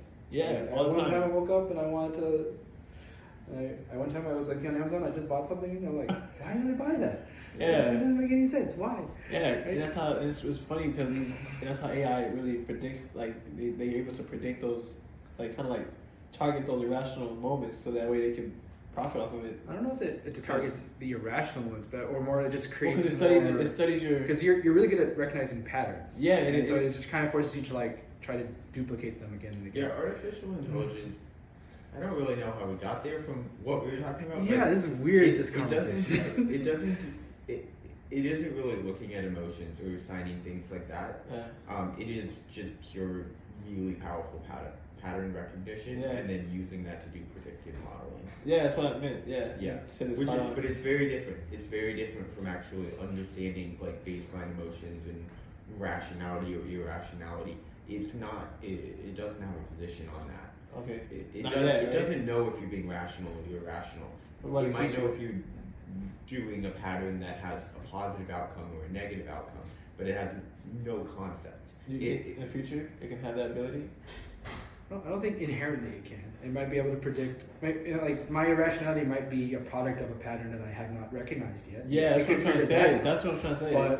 But like, there are going to be weird moments where I'm just like, I'm just going to take a left instead of a right today. And yeah. What if it figured that out that too? could be like, random. That could be a pattern somewhere. Yeah. So you have to think of it as sort of like a turbulent system, but like if you think about like sort of the example of a river, if you think of your decisions as like each water droplet, you have no idea where each water droplet's about to go, but the river is gonna make a right turn around the rock. Yeah. You know, so that's sort of when you zoom out, that's what the pattern recognition is. Yeah. It's a zoomed out version where you can see what's going to happen, but you don't necessarily know every little detail of how it's going to get there. Wow. So using that, right? Those examples. How do we feel about the future, like self-driving cars? Like we know we have electric cars coming out. Well, we know that self-driving cars are going to be safer than having human beings drive their own cars. Yep. They're already safer. Yep. They're already safer. Okay. Right now. Okay. Yeah. No, I've been into a Tesla. It was really like I've been inside a Tesla and it was really felt safe. Like you felt like you see all like the all like the features and it was like really felt like a real safe kind of car. Yeah. And currently self-driving cars are only interacting. They're isolated systems where real safety boosts are going to occur when we interlock these different systems that can like function independently but can relay information to each other. Wow. You're gonna see like totally different shifts, and that's like next 20 to 30 years. That's gonna be crazy because it's coming up quick. It's like it may be quicker, man. Like maybe. I like driving, but I'm like, it'd be so much safer, and like there'd be so much less traffic. But there's gonna be errors. It's gonna be errers. I mean, okay, if a computer makes an error, it can learn. Sure, and also the computer is gonna make way less errors than human beings. Human beings, in general, overestimate our ability to do things safely. Yeah. Wow. Like, way overestimate. Yeah. Because, like, we're like, oh, the computer needs to be 99% safe. Or 99%, like, reliable, right? Yeah. Human beings are well below that if you look at our ability to drive. Yeah. Like, I mean, as a whole. yeah, it's like so far below. I mean, you can have like a really good driver, he can be really reliable, but like that's just one person out of 100. Yeah, that's true. Because you have other factors. I mean, like, if I try to think of it like as a driver, like me, if I'm gonna like trust my instincts, like okay, did I have a good day today? That affects my driving. Yeah. Like, these are all these factors that affect my driving. They don't have any factor on the computer driving. So I'm like, if I had a bad day and I get in a car, it's not gonna affect the auto driving. Yeah. So I'm like, that's gonna remove that entire issue aspect, from the Have freeway. you been working long hours? Are you exhausted more than you think you are? Honestly, if you had a couple drinks. Yeah. I mean, that's the most common Or if thing. you're prone to anger. There's been so many road rage incidents. Like Oh man, people getting killed because it's just like those emotions, like just. So yeah, I mean, that happened in Orange County just like, what was it, last week? Yeah. Where there's the road rage incident, the guy like killed a 6-year-old in the back seat. With a gun. He just shot out the car. Goddamn. Yeah. I feel like as humans, we'll figure out a way to still get mad at people, even in a self-driving car. Like, if you feel like we'll find a way. But it won't be the car. Okay, so wait, there's one kid, right? He's just like he's big. He's an influencer, right? He has his own self-driving car, and he was in the back seat of it, and the cop pulled him over. Do you think he should have pulled him? That's illegal. Like, But it's gonna be the future soon. It doesn't matter. The Well, laws right are now, it's definitely illegal. You're not allowed to do that. Okay. In fact, Don't you think you're also breaking the terms of service that you agree to every time you start driving a car. Why they create their feature for it? Like that's crazy. So the future's not here yet. But why they create the feature for the car if they know people are gonna Because they use need it? to get there, right? So there's the roadmap to get there. But just because there's the roadmap doesn't mean you should be on that road. So if they designed the road, right? Yeah. It's not paved yet. Are you gonna drive on the unpaved road? I know what you're saying. I get what you're saying, but you understand what I'm trying to say is like, you know how you kind of know how. I think you're trying to shift blame from personal responsibility of some dude doing something that's really dumb. Sitting in the back seat of a car is not a good idea. No, what you guys said it's illegal. They say it's illegal and everything. I believe you. The other reason why the driverless cars will be safer is because they're all going to be driverless cars. Yeah. Right. Yeah, So yeah. that's like when there's a driverless car and a normal car Oh, on the road. you're saying. Like that's not safe because a normal car is an unknown variable. And while like I think with the driverless car is supposed to have cameras on the side to like sense their car. They do. Right. Yeah, So yeah. there's all these sensors, right? So because that person was in the back seat, he's not able to take control of the car. If let's say a random person sweeps over and that car, because I've seen people do this at Teslas. Okay. They would just swing towards the Tesla and force Tesla to drive to the left. And then the Tesla's going to do the safest thing and just pull over to the side. But sometimes the side might not be safe. And so he could have hurt himself really badly, especially if a set of really like circumstances were to appear. Because I know people who used to do this, where they would drive up to cars really close to force Tesla into another lane. Because they were just being dicks. Yeah, so the like self-driving algorithm has parameters on it where it gives control back to the driver. And that's why you have to sit and still be like cognizant and paying attention. Because the algorithm itself is like, we can deal with these set of this set of parameters really well. These are our operating conditions. And when it gets to edge cases that it maybe hasn't encountered before, or it has a lower reliability in those edge cases, they believe that the human being has a better ability to essentially be creative. Edge cases require creativity that algorithms don't have. Okay, got it. I'm learning because I didn't understand it, but I'm now understanding what the algorithm is all about. Yeah, you can think about it like if you have an XY plot, there's a boundary where the algorithm knows how to handle it. XY plot. And there's an edge to that boundary, and if you get close to that edge, a human being will do a better job than the algorithm can. It's like if the car leads up to a road and like there's construction, does it stop? Would the car stop or would the car like just keep going? If he gives back control to the driver, then he's in the back seat. How's he going to stop his car? Well, which is literally why you're not allowed to do that. You're right. But like also is another example. Like what I was literally trying to say is like, what was the initial feature for anyway? If it's not for because they want to test it, right? It's not but people are buying these cars with the feature. It still adds safety even in a limited capacity. Yeah, but what limited capacity is it like initially for? Like maintaining lanes. There were so many accidents that occurred because somebody just drifts out of their lane.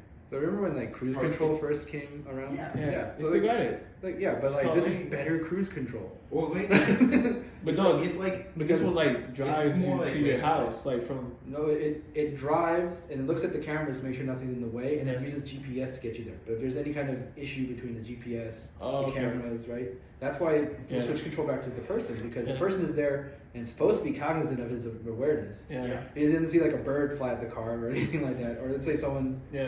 Or like say he drives into like. Like a weird ass place, someone's throwing stuff into the freeway. The car's not gonna know people are throwing things onto the freeway. No, I get what you're saying. It makes sense. Because like we can like create this like this car is gonna drive itself. Yes and no, right? It does drive. It's aware of its surroundings, but it's not going to be more aware than you are. Because one thing, it's not it's not a person. Like the person is still the most sophisticated sensory device that we have. Yeah. Well, it's the human brain is by far the most capable computing device that exists. Yeah. But we don't have like the GPS thing. That's the benefit. Yeah, but as that's well. just data, right? I mean, Yeah. we can figure it out. Like you can figure out where you are, right? A computer can't do that without asking another computer. Yeah, the processing system. Right? So you can be like, oh, I'm here, and then like remember in the map that you're here. Yeah. A But I'm computer saying, has to like- ask another computer. Yeah. to But I'm do saying, that. like, What makes the human brain so special is that we can assign meaning to variables. Computers can't assign meaning to variables. The human programmer has to tell them what variables are important. Yeah. I mean, what about that? I think the best example is the robot that can walk. So, Yeah. do you know how much time they put to like design a robot that can walk? Probably years. Yeah. Like decades. I Like think, the right? Boston Labs. Yeah, that Yeah, I that see one that that can one. walk uphill. Right? I see when I can do like they can like dance now. yeah, and do like They like did they like a whole spend- music video. They spend Yeah. like decades working on that, Yeah. and it's like billions of lines. Oh, no, like a bunch of lines. No, of no, code. no. It's Oh, billions. lines of code. Yeah. I was gonna say billions of dollars. Yeah, Like, billions they of dollars. easily spend billions Yeah, of dollars. billions of dollars, right? But like that's just for them to walk. They don't do anything else but walk. But we as humans can do that seamlessly. And Yeah. if you really think about the different variables, right? So you have to think, Yeah. what is your feet information is touching? Like, is the ground uneven? Yeah. What is the unevenness, right? Yeah. Add it out to like Elevation, correct yeah. the rest of your body to like do that and move. Not only that, but at the same time, your body is also like sending information from your heart to pump blood to give energy to the muscles. All that's happening at the same time. it's for communicating with walking, the brain right? to walk in which direction to Right, go. so if you Yeah, think but about that. using the brain is actually using an active feedback system, where most of what we do with walking, most of human functioning is a passive system, and we're not even conscious of it. Yeah. Yeah, it feels like that Like sometimes. what, there's that. So remember that there's that myth about like humans only use 10% of their brain. Yeah. That's a myth. I think that's a myth too because I'm like because that doesn't make sense. passive part is part of your brain, and I think the passive part, your unconscious part that controls every other system in your body, is that 90%. Yeah. That 10% is only your consciousness. That part where you're actively thinking about something. Like, Yeah. oh, Well, I'm our hungry. signals don't even make it all the way to the brain. Well, that's true. Like there's like Like those neurons. your in ability, like if you touch something hot, Yeah. your hand will react Yeah. before your brain receives the signal that it touched something hot. That's Yeah. true. I had that. But then the before, pain- like, especially when oil splashes on me, I'm just like, and in my brain, like that was hot. Like, that was hot. Yeah, but that's all. That's your nervous system. That's your brain. And Yeah. like that's the myth. Like Yeah. you only use 10%. No, you're using all of it. It's just like some of it is not in your brain, but that part in your brain is being used for something else. Yeah. Yeah. Like No, I you totally can Just think because we don't understand how the brain works Yeah. doesn't mean it's not doing a great job. Yeah. There's that's a pretty important thing. Yeah. Human beings' ability to you have know- hubris is just And it's crazy because like there's some things you're not good at, but there's some things you're great at, and it's like it blows your mind. It blows my mind. yeah. Like where you're like, why am I good at this, but I'm not good at this? And it's like maybe it's just you think it's just repetition, but maybe it's just like the way you're processing. The way you process things just operates different. Mhm. Just like you said, there's parameters. Like the XY plot, and maybe even us as people, we have parameters. Do you think that's true? As like as our way we process things, we have parameters as well. Like just like you said, like the AI does. Well,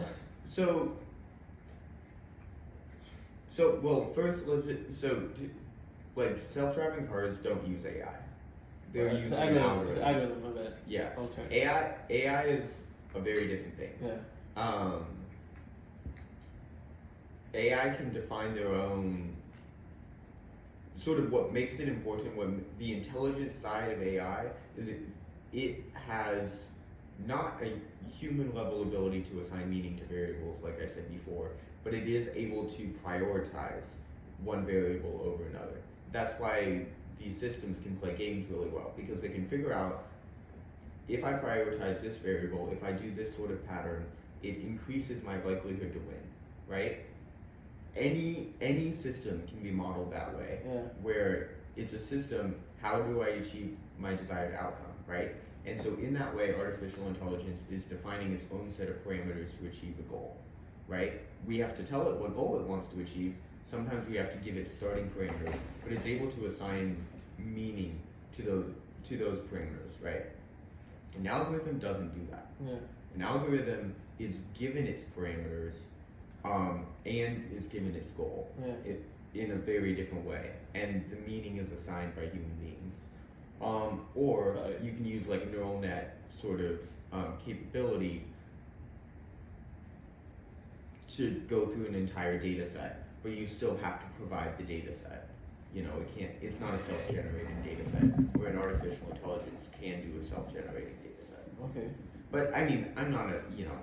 No, I'm learning. Like that's great. I'm not like a programmer or anything. No, so I mean they I'll get Sam back for that. Yeah. It's like a podcast. I'm just No, like you're good, man. You're good. You gave me a lot of insight. I had a social science degree. You guys are crazy.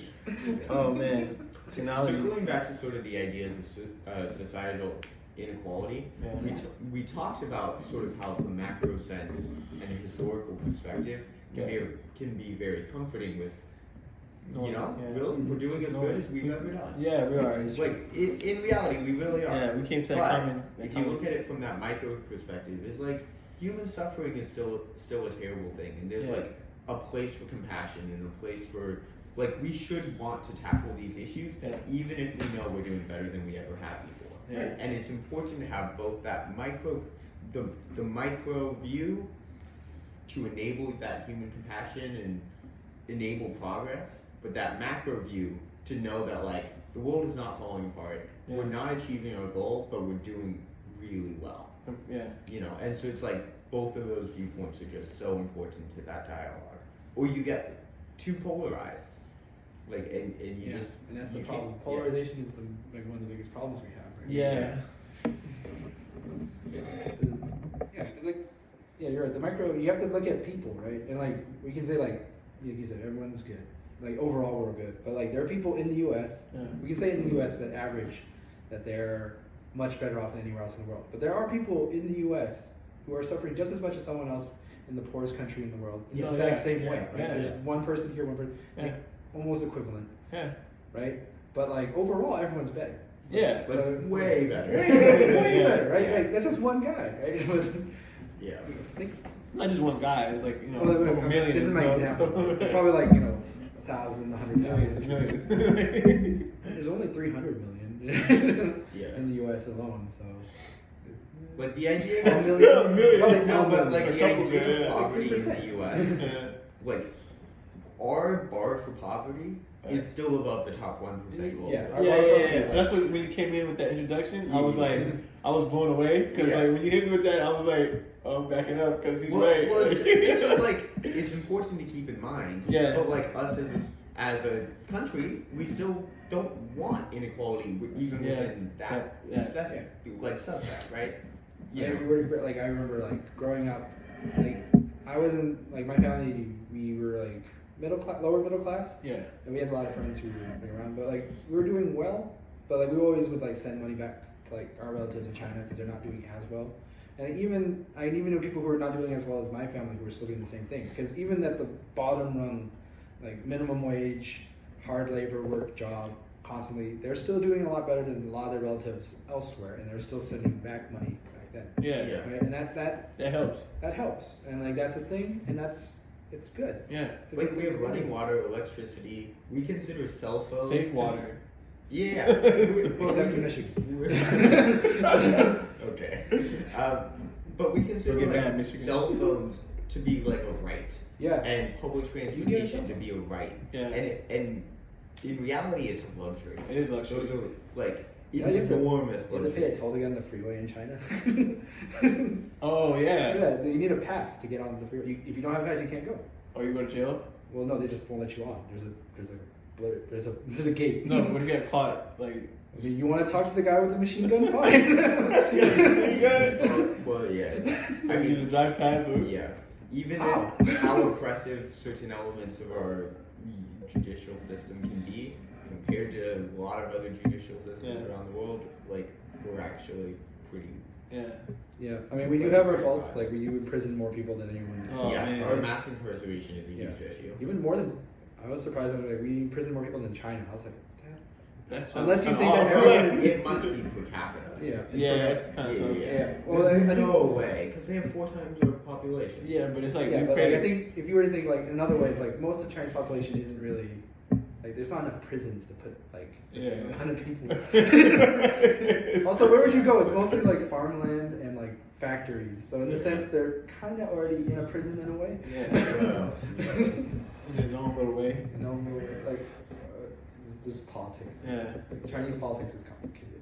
China's complicated. But sometimes Like, it feels how like blessed we are to have been born in this country is like insane. yeah. No, I always say like Yeah, like I told you I'll show make fun him. of your political leaders. Do you know how blessed that is? Yeah, it's good to have that freedom to make fun of like Literally, like in like India recently, in the Yeah. last month, there's supposed to be this like amazing democracy, and there have been like huge sweeping free speech Yeah. restrictions. yeah, the farmers are like protesting. And the government just like telling big corporate or like literally Twitter to you like we want you to Turn off. delete everything that's critical of our government. Yeah. Like we get angry about so many things. We're angry that like Facebook is not being proactive about tackling misinformation And privacy. and privacy and stuff like that. But think about that. We're angry that they're not being proactive. Yeah. We assign this like level of responsibility And that respect. like in other countries, it's not even a conception. No. It's like we're just like, hey, please just let us Have be basic. allowed to speak and not be, shut up. Yeah. It's like a totally different level of I think standard. Colombia they were shooting people in the streets because they were like protesting about taxes going up. Yeah. I mean, So they just can- like stuff they can like do just that using for that whatever as they an want. example. Actually, if you think about it. Just using that as an example is like that's how extreme Yeah. it gets, you know? I mean, I mean, it's very there's- rare. there's It is people in very jail. rare for that stuff like that to happen. Yeah. There's people in jail in China for posting a picture of Xi Jinping as Winnie the Pooh. So, Oh, wow. That's cold. right? And like, He's posting a meme. doesn't he? Yeah. So, okay, there's actually a funny thing. I know a lot about China because I really. No, that's good. But, That's good insight. There's a funny thing. There's a meme war between the Chinese government and Uh-huh. the Chinese people. No way. So, so every time like they'll create a meme because they want to talk about like issues, right? Yeah. The Chinese government doesn't necessarily want them to have even the conversation. Yeah. And so they do it with pictures because pictures are harder to control online because you just post it and then walk away. And then they find the link, they put it down, but they just change the picture to something new. It's different colors, different. It's like tagging artwork. So like they used to post pictures of Winnie the Pooh, like just Winnie the Pooh by itself, and then like this guy, I hate this guy, and it's annoying because it's Xi Jinping. Yeah. But then it got leaked to American press, and then China found about it, so now they block all the pictures of Winnie the Pooh on Chinese internet. And so they just switched to a different picture, a different character from another American thing. Yeah. And it just keeps going on and on. And it's, Can you imagine that? Like posting a picture here and just everywhere just getting removed. yeah, that happens. Just I mean, instant. But like Because- in our country. Yeah, I can see that happening. Like when you said something. No, But it doesn't. It doesn't. You happen. can't. It's I mean, impossible. we don't do that. Because you can switch to Like- Bing, you can But, find it somewhere else. Like even That's the true. most seedy, even the most like despicable portions of American society, their free speech is so protected compared to everyone else. But there's been times where they try to censor a lot of like comments that people have said. You know what I mean? Yeah, Yeah. but I mean, That's close. Like they're trying, you know. But it's, that's not what you're saying. Like we don't have nowhere But close to the level of it's like. not the government trying to do it. It's private corporations Yeah. and like media entities, Yeah. which is a totally different thing. Or From the like- government coming in and being like, no. you're not allowed to be a company in the U.S. Yeah. unless you do what we say to do. Yeah. Like that's totally different. Yeah. And like, when's the last time we had a political assassination? Nah. Like, It's been a while. like definitely there were like regional things that happened and like community leaders that have died and stuff Yeah. like that. But like a a real national defined- political. So within like no national assassination probably what was that last one by Milk or Yeah. was it Harvey Milk in San Francisco or is it Maybe. that was a long time ago. I mean, not within the last 10 years. Yeah. I think the last one happened was like when I was a kid, like in Yeah. the 80s. I honestly don't remember one. I think it was Yeah. like on national. I remember it was like I think the Black Panthers when they were like Was there a leader? mass assassination? And he was like, But that happened in the 70s. I know, that was the last time. That was like 40. Ever since then, we've been kind of like mellow, right? Yeah. I But mean, in other countries, it's like It's a every given. couple It's a months. given. Yeah, it's a given. It's yeah. Either assassination or how about like a political imprisonment? Yeah. That doesn't happen here. Like you're normally. I mean, not what about the lady who was trying to she was trying to release those documents about the true data about the vaccine. I mean, not the vaccine, but the COVID numbers. She was like she worked with the CDC, and she was trying to release the documents that came to her house and arrested her in front of her kids. And you remember? I don't know about that. So I don't know. I haven't. yeah. Yeah, Sure she about was that. trying to give out. Is that real or is Yeah, that... yeah. She was trying to like release the real numbers as far as the COVID. Is it like people- infection rates or Yeah, infection death rates. Yeah, and then It's probably a lot higher than the official ones. well, we don't know, but she was gonna release it. And they were saying like that's going against like I mean, CDC and like you're but that's not. giving out harmful information. Well, Yeah, but that's not like that's that. Like yeah. they can arrest her because like she broke like the law because like she worked for the government and like Yeah. you sign forms and stuff. So those are Yeah. agreements that you have to make. but Right? yeah, But like no one can like arrest you for like saying that I hate like for wearing like a MAGA hat. You can't get arrested for that. Right? You can get arrested for wearing a Democrat Yeah. hat in China. it's not Shit it's like not free speech to share information that you're not allowed to share. yeah, Right? Like, cause like there's a control of information, and that's just how like you want to keep things running. yeah. But there's also like not being able to say things. Yeah, it's like we have classified information. Like, Like, we we can can't try just it. share that. Like a lot of people try to equate that, but Yeah. like there is a difference. Yeah, I we understand. do have to like understand that, and at least to a certain level. Like whistleblowers are important, Yeah. Yeah. especially when bad things happen. Yeah. Yeah. But like But there's if a you difference want between yeah, that and disagreeing with how something is handled, yeah, like you want the and being like, well, I don't agree with you, so I'm going to step out of the chain of command. Yeah. Like talk about whistleblower, like Ed Snowden. How was he able to like get away? he ran away. He's Was he? in Russia. Yeah. Yeah. He's in hiding. If Yeah. he comes back to the United States, he's going to prison. Yeah, that's crazy. If he comes back to any country with a extradition treaty to the United States, like Yeah. half of Europe and the UK, he's Yeah. going to prison. Yeah.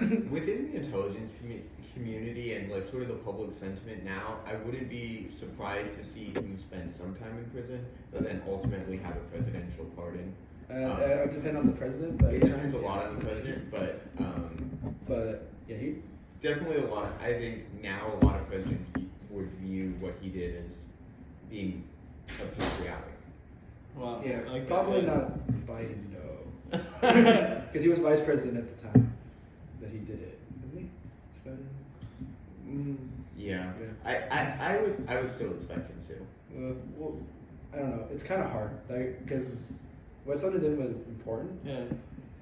But I don't see the government being able to like, because they kind of have like there's like if you pardon too much, you kind of lose a certain amount of legitimacy. Yeah. At least Yeah. to like certain elements to your government. And so like, while I may agree with what Snowden did, I don't know if he could escape jail time if he came back. But how can you be able to show your face as much as like when He's in Russia. Well, He can yeah, probably because a part of international law is that any country is allowed to provide political asylum Mhm. to people. Yeah.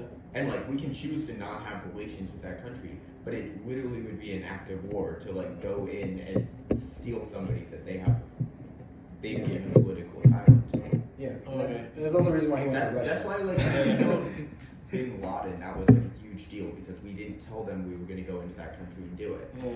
So it literally is like we put armed forces in somebody else's sovereign territory Yeah, which without is- their permission. Like, so That was much pretty ballsy respect. too, because that was a nuclear nation. Yeah. Pakistan So had much nukes. respect.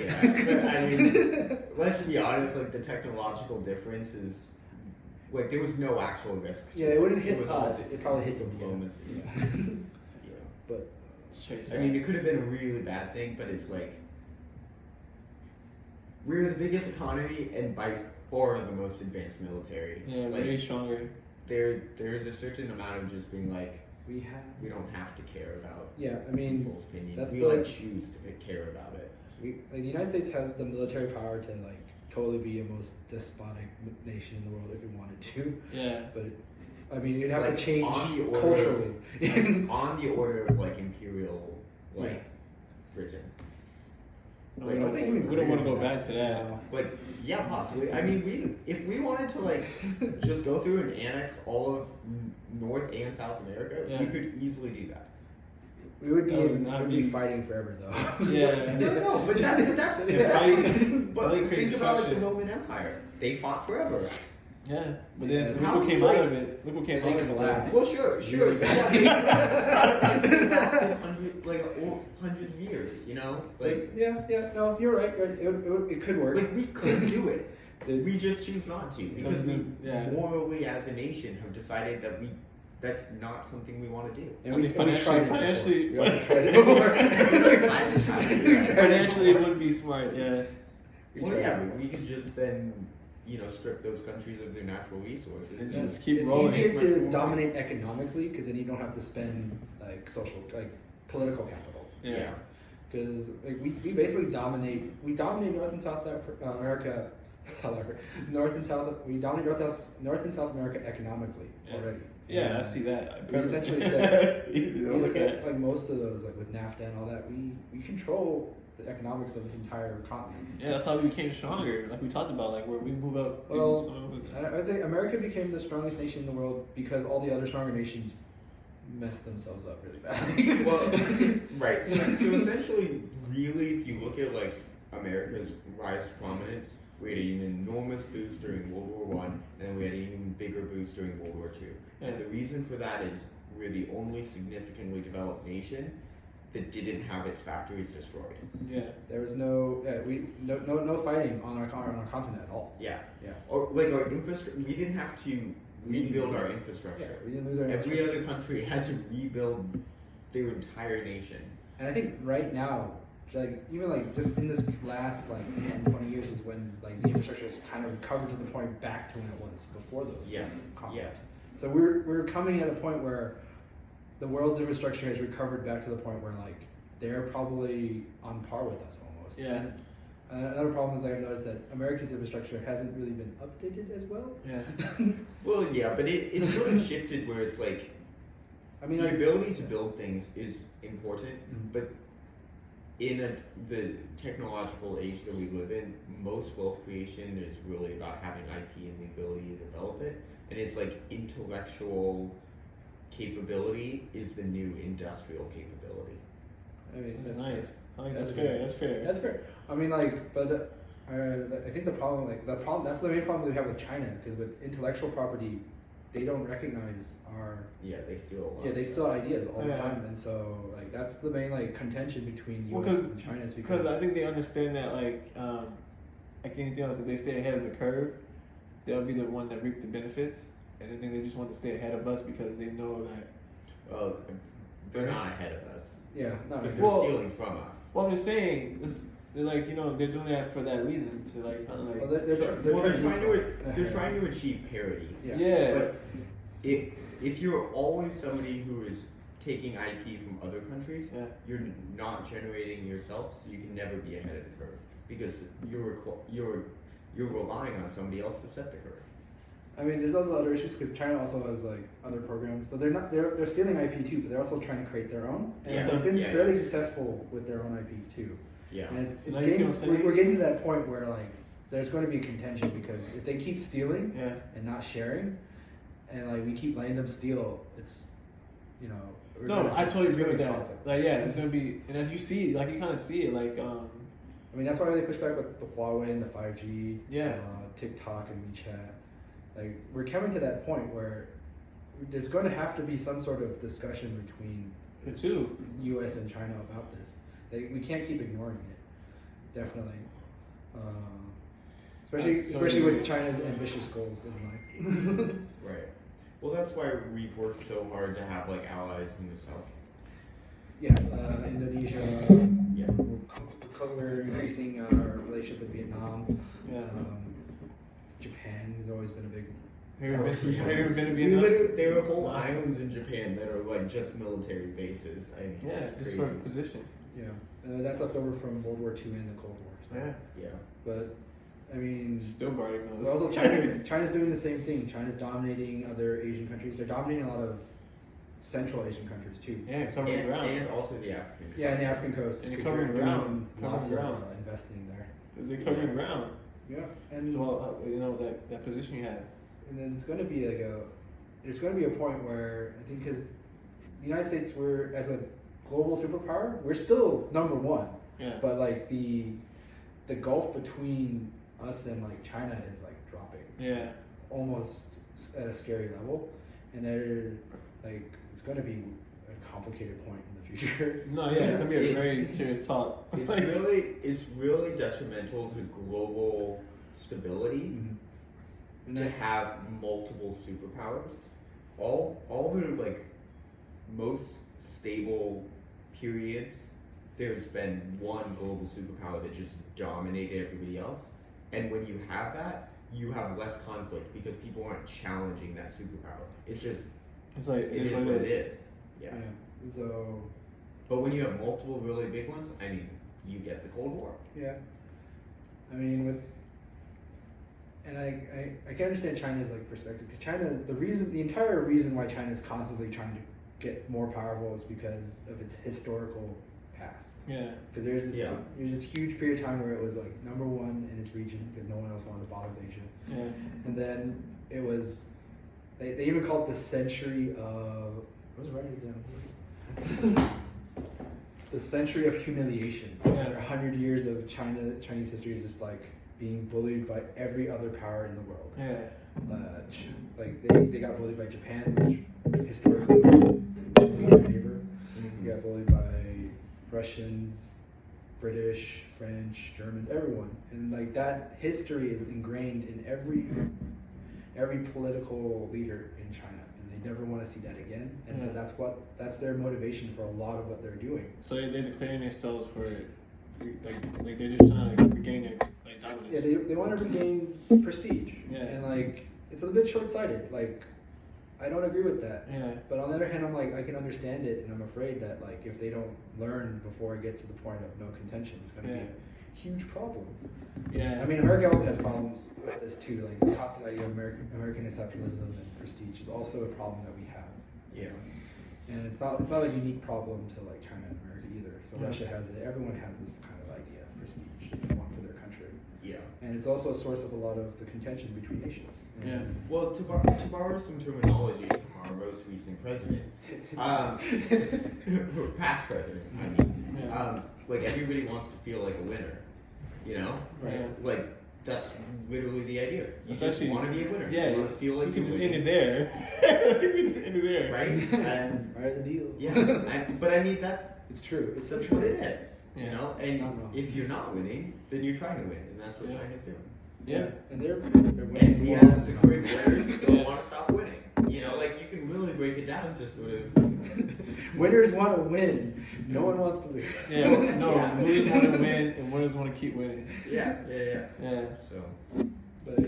speaking of winners, Clippers won last night. Oh, hooray! We got to win for the Clippers. We didn't think they were going to do it at home, at away, but they did. So one more, we did.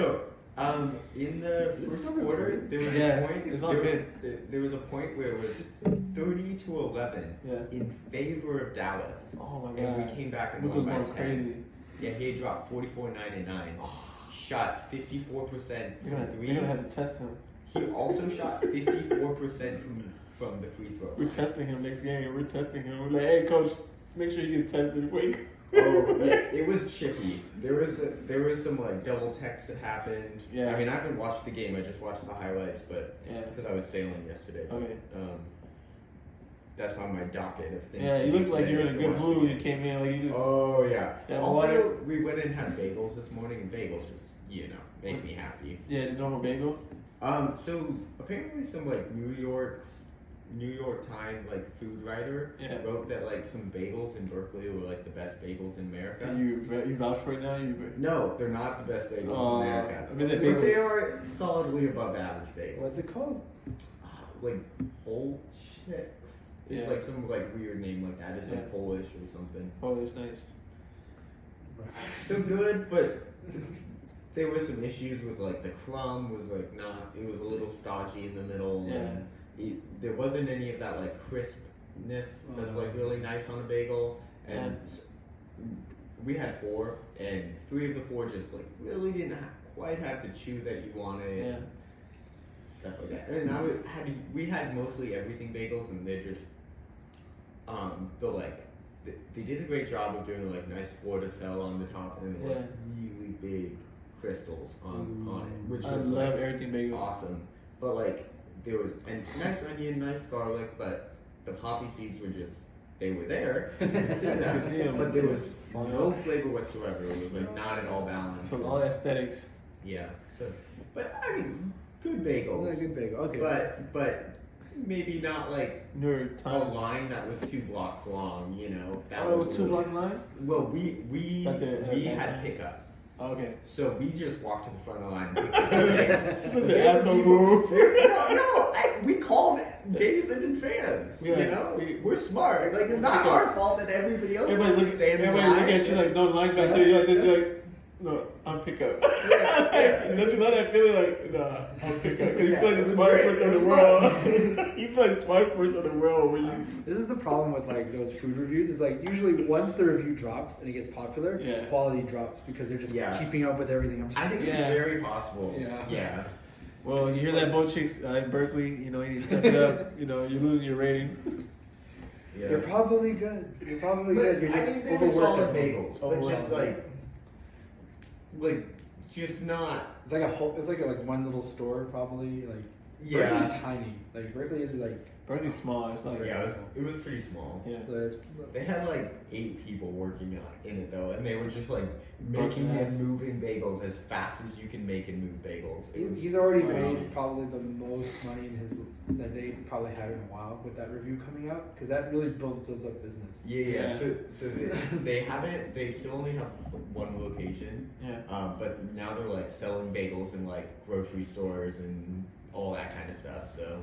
They've definitely capitalized. They probably have a very solid co-packing situation going on. So. Yeah, commercial kitchen going, just have like all power to them. You Yeah. know? No. Yeah, we need more small business, right? Yeah. More small business. Yeah, and small business is good because I think that if we have more small businesses producing more and contributing more to the GDP, it'll be better because we can. Let the natural course run. You know what I mean? Because we won't need too much on corporation business. I will say small business. There's like for small businesses, like there's definitely. I would not expect like a small business like software company. Well, no, it's different. sort of the idea. I mean, some goods like goods. Ultimately, all of the things that we really value in society don't come from small businesses. Wow. Okay. I really like that. A lot of the like a lot of the like luxuries that we have. Yeah, that's true. And the advancements come from people that just make hundreds of millions of dollars so they can invest in research and they can you're right. do streamline their processes. For me, like when I say I want more of those like community driven kind of like a coffee shop kind of things.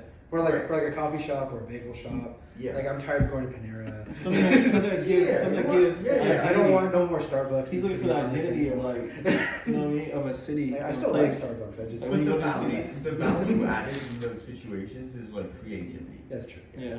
That's totally. Like, I want more creative spaces. And it creates creativity. Like when somebody works at a restaurant, a small restaurant, it gives that person like more entrepreneur like hopes and goals, and it's not like you're not it doesn't feel like you're feeding into a machine. It feels like, wow, like I work with the boss, like the boss he's really passionate about his product, his business model, and I'm gonna follow in that footsteps, but I'm gonna go a different direction and create something else that's meaningful to society. Yeah, but I believe that can be like people can feel passionate about what they're doing even if they work for a big company.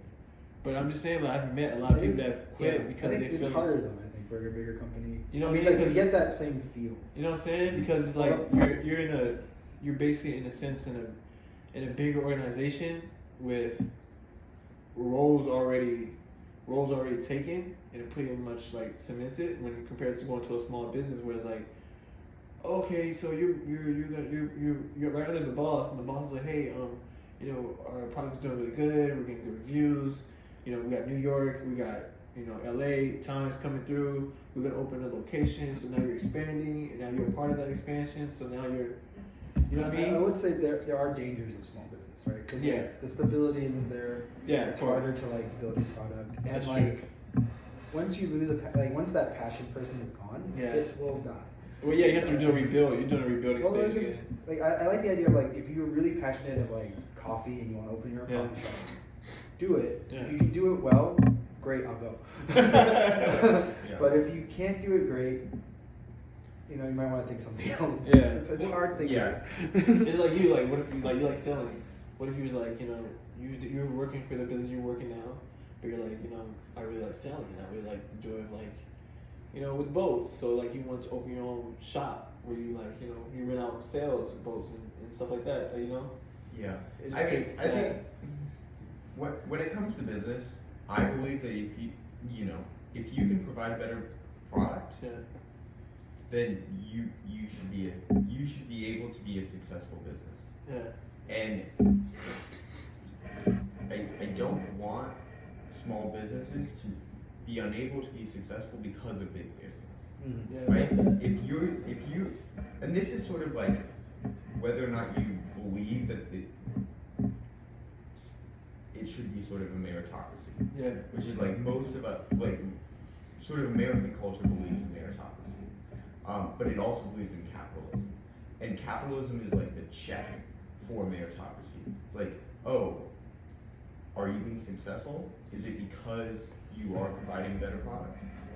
And I think it's really important that we don't lose sight of like, are you actually adding more value than the big business alternative?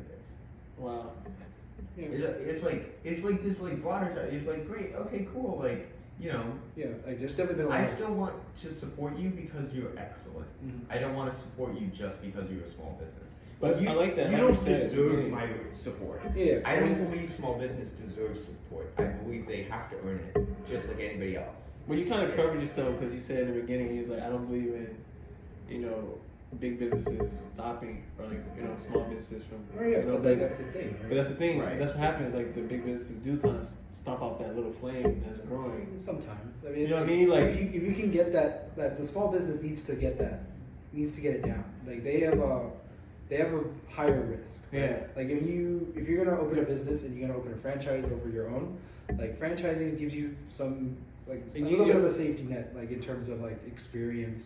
and Yeah, It also decreases like the threshold to success. Yeah, it does. Like, you lose a lot on your profits, but you might be able to start a successful business more often than not. But like if you can like I think I'm gonna go with the example like those like independent bookshops. Independent bookshops are really hard to get running because like one, people are mainly buying books from Amazon. Yeah.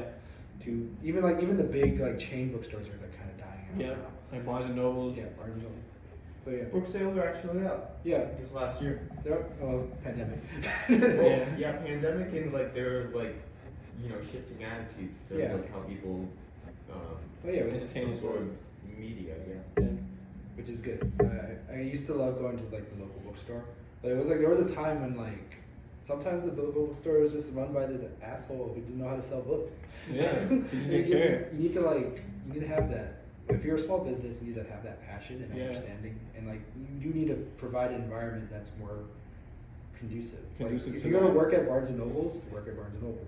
If you're gonna open your own bookstore, you need to be like, that's better be what you want to Yeah, do. all that stuff about all about books. Yeah. Yeah. Like if you like books, you can work it and just do it. If you can make it work and Yeah. succeed, like the success part, like that's right. Capitalism is a good check on meritocracy because everyone has the ability to do good things. But Yeah. like, even if you're really good at it, doesn't Yeah. mean you're gonna be successful. Like, Yeah, you can yeah. be like an amazing, like a sailor, like for an example. Yeah. But like you can open up a boat store and this just be like, it's a really bad location. Yeah. If it's the only place you can afford, then that's it. Like, you don't have another chance on that. You really have to think about it. Yeah, it's weird how we define success. Like, are you talking? Yeah, you know what I mean? Like, is it the success of actually opening a boat store, or is it the success of like making all these types of money? You know what I mean? What's the Business has all success? sorts of factors that you have to keep into account. Yeah. Location, Yeah. whether or not you're going to have customers, how supportive those customers be, Yeah. the ability to attract new customers. Yeah. like I feel really lucky because I get to work in something that I'm kind of passionate about, like escape No, that's true. Yeah, you told and me that. like we're lucky that we're in a position where we have access to a lot of people who like escape rooms. Yeah. But you know, I know a lot of people who get really excited escape rooms. They go home, open an escape room, and it does terribly. Yeah. Like, I heard there's a movie coming out. Oh, that's a sequel to the first one. Yeah, so there's a movie coming. I mean, I seen the first one, and it was like, I mean, it was cool. It was alright. Although I think they could have better actors. the first escape room movie wasn't called Escape Room. They adapted it because they had a similar idea. And they called it Escape Room because escape rooms were really popular. Yeah. But it had a different name before. But yeah, I did see the movie though, and it was I think it should have better actors, but it was a good movie. It's like Saw, basically. Yeah. It's like a horror movie, but like. But the ending was good. The ending was good. But like with my where I work, it's like, you know, I'm lucky that I am in a good place where we have constantly growing customer base. Yeah. People come, people go. We're able to expand. We're able to afford rent here. Yeah. Like you find places because like, you know, rent is super high. Yeah, super high. And like all these different things, we have really good game designs. And I've played escape rooms in like random places that have really good game designs too. But they're in random unknown places that cannot make money. Well, it's I hard think to it find benefit too. a lot from like the demographics of Silicon Valley. Yeah, that's true. The Like, there are a lot demographics. of people that There is a reason look why for, we're here. look for intellectual challenges as like an important part of what they look for in a career and what they look for in their hobbies. But then like we have like we have sister locations. Like there was one who tried to open one in DC, didn't work out. Yeah. The one in New York kinda doesn't really work out that well either. Yeah. Surprisingly, Toronto is doing really well. Yeah. But Yeah, all the smart Canadians. yeah, it's like, but like that kind of thing where you have to think about all these factors that gives you that. Like if you want to operate a small business, like more power to you. I want more small businesses out there, but you really have to hustle it to make it work. And it will only succeed. How much you put into it'll only it. succeed. Like, and you really have to think like. And sometimes the cards are, you know, fold. Try something new. Right? If there are a couple escape rooms during the pandemic are gone. Like they have the same access to the same clientele.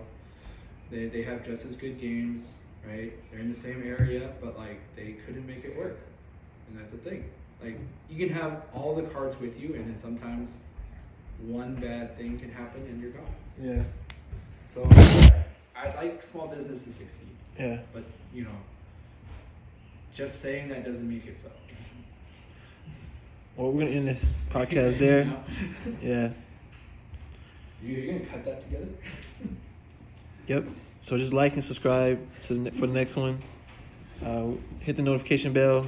We'll be back with more.